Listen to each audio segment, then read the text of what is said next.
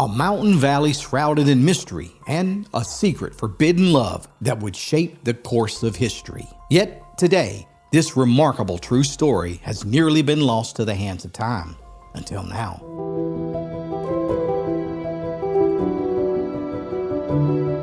Our story begins in 1851 in the mountains of Henderson County, North Carolina. During this time in history, the area was as wild and untamed as any place on planet Earth, and few people, besides the natives, knew of this beautiful oasis. Situated between what is now known as Jeter and Bell Mountain, laid a beautiful valley that was teeming with wildlife and crystal clear streams of sweet, cold water. Now, there were no roads to this valley, and although the white pioneers had pushed westward into Native American lands after the Revolutionary War, this picture-perfect valley hidden amongst the mountains had eluded them.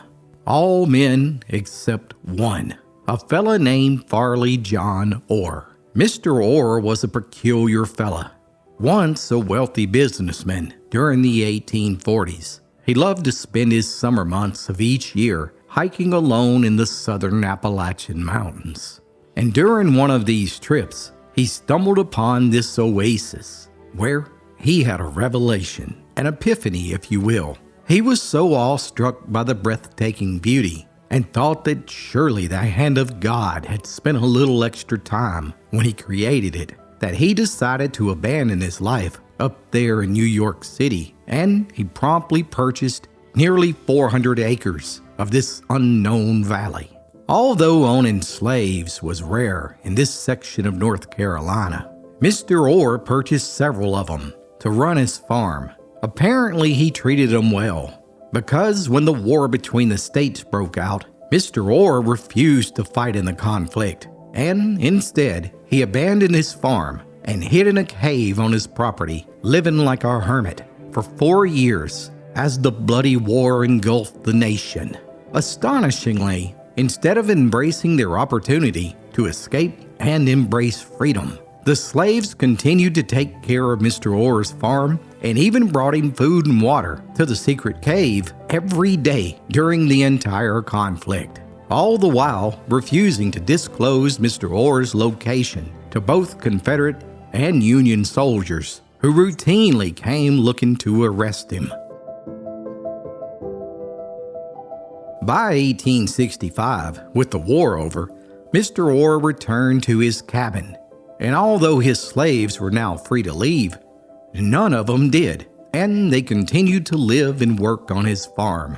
The mountains that bordered this picturesque valley were full of caves and secret tunnels that were still visited by friendly Cherokee Indians who came to mine lead to make bullets for their muskets and sell them to white pioneers such as Mr. Orr. And for his part, Mr. Orr paid little attention to the natives as they visited the area nearly every night. Well, in particular, one young Cherokee warrior seemed to make the trip to Mr. Orr's farm nearly every night. His name was Atoyi, and as it turns out, he was interested in a little something more than lead in those mines. Enter into this story an 18-year-old girl named Matilda. Now, although she had been born into a life of slavery, she was now free and working as a cook on Mr. Orr's farm. The young girl possessed stunning beauty, and unbeknownst to Mr. Orr, each night when Atoyi would make his visit, Matilda would sneak out of her cabin during the dead of the night and meet Atoyi on the banks of a stream that ran through the heart of the farm. That's right, the couple was in love with one another. Night after night, month after month, the forbidden rendezvous continued until finally the secret could no longer be kept when Matilda gave birth to a baby girl. The new mother surely possessed a sense of humor, since she named her beautiful baby girl Matildas Folly. I kid you not, Matildas Folly. When Mr. Orr learned of the love child born to Matilda and Atoyi, he didn't respond with anger or punishment. Instead, perhaps recognizing the beauty of their unlikely union, he deeded the young couple a small plot of land along the banks of the very creek where they had first fallen in love under the cover of night. It was a place that was sacred to them, a quiet corner of the valley where their story had begun. And there, with his own hands, Atoyi built a sturdy cabin for his bride, a home that was made from the same towering trees that had stood watch over their secret meetings. It was within those humble walls that their daughter, Matildas Folly, grew up, surrounded by the songs of the forest and the steady rush of the nearby stream. And although no one knew it at the time, Matildas Folly was about to change the entire history of Western North Carolina.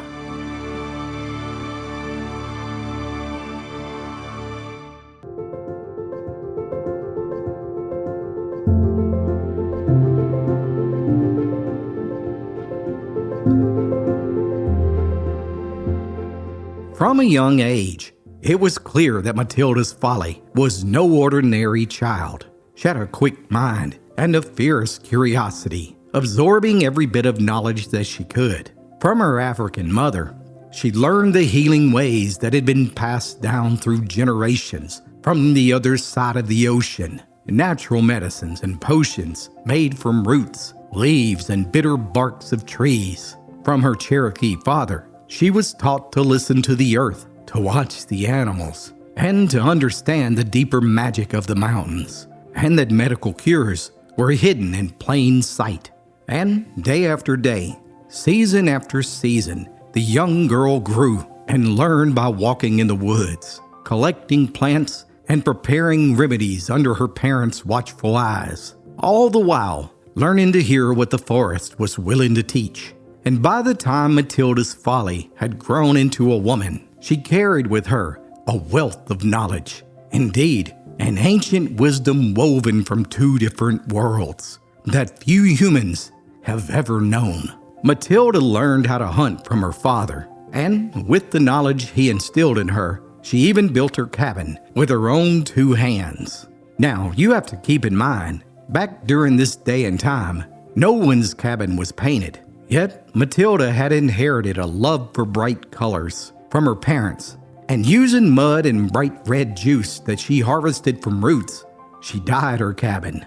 Doctors in this mountainous part of North Carolina were completely non-existent, and in those days, the only place that folks who lived near Jeter Mountain had to turn when sickness struck or when accidents left their loved ones broken and bleeding, their only hope was Matildas Folly.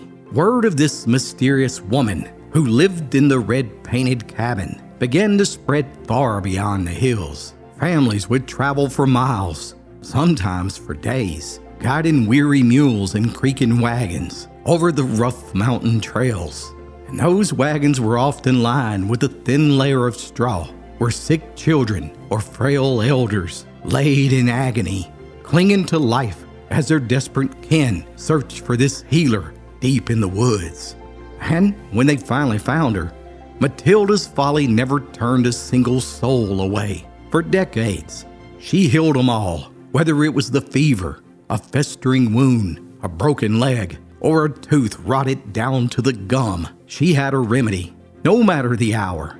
Be it in the dead of night or during the coldest winter storm, she would rise from her bed, light her coal lamp, and get to work. She set bones with steady hands, stitched torn flesh with needle and thread, and pulled teeth from jaws clenched in pain. She crafted potions and remedies from roots, barks, and leaves, with the knowledge passed down from her mother and her father, remedies that were known to no one else.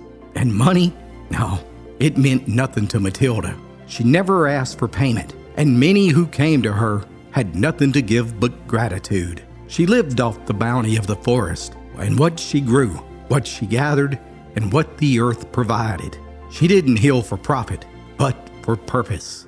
And in doing so, she became a legend, a lifeline to generations who would have surely perished without her.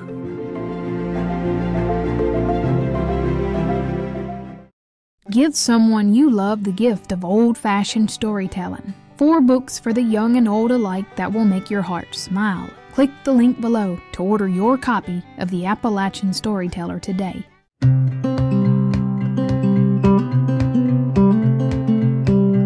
Matildas Folly lived a long and remarkable life, reaching the ripe old age of 97 in the same little cabin where she had healed so many. Even in her final years, when her hands had grown thin and her steps had slowed, she continued to tend to the sick and the suffering who made their way to her door. It didn't matter if she was weak or tired. Matilda's purpose never wavered.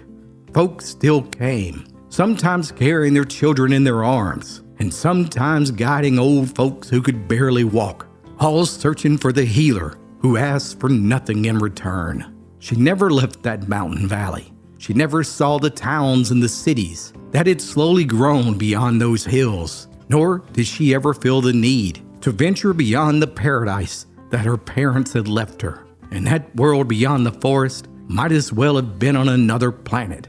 It simply had no pull on her heart. By 1963, Matilda knew that her time on this earth was coming to a close. Her body was worn from nearly a century of service and had grown frail, but her mind, it was still sharp. She summoned all the local hillsmen and made one final curious request.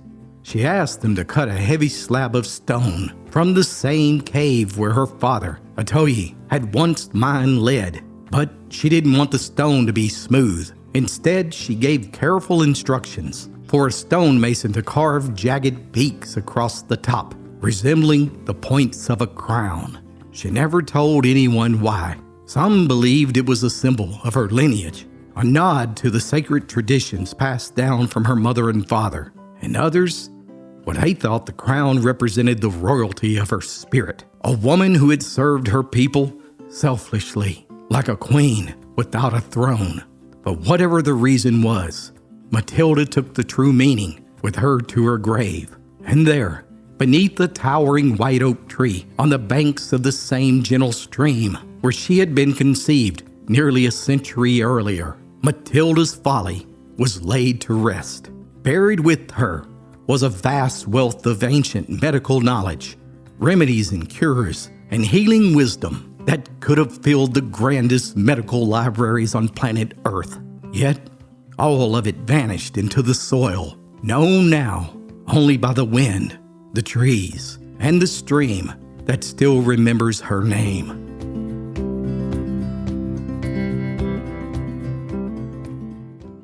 Today, the story of the beautiful slave who fell in love with the Cherokee warrior, and the place where the two gave birth to a baby girl they named Matildas Folly, has been forgotten and has nearly been lost to the hands of time. Yet, if you travel to Henderson County, North Carolina, and go down a country road named Big Willow Road, soon you will come to a small gravel road named Folly Road. This road meanders for miles in a rugged, tree-covered mountainous area with only a few scattered homes. But if you continue down the dusty path that leads literally to nowhere, at the very end, you'll find yourself in a beautiful wilderness known as the Follies. And if you look to your left, you'll notice a beautiful stream of water flowing next to a road named Follies Creek. It was here that Matildas Folly's story took place and where she lived out her life.